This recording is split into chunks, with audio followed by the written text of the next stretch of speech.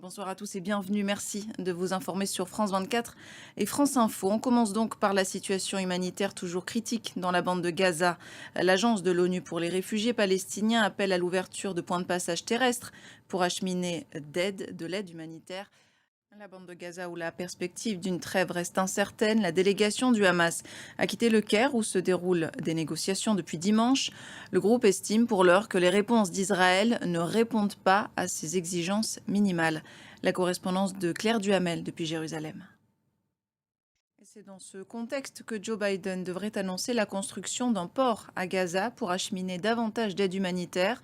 Le président américain doit prononcer dans 2 heures environ son discours sur l'état de l'Union, une prise de parole capitale.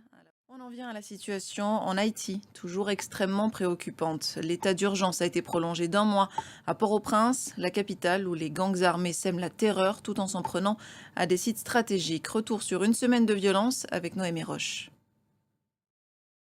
Le Sénégal va-t-il retrouver l'apaisement? En tout cas, la date de la présidentielle a été arrêtée et sauf nouveau rebondissement, le premier tour aura lieu le 24 mars.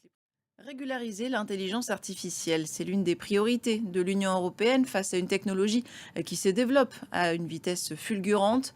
Au début du mois, les 27 ont approuvé un accord historique.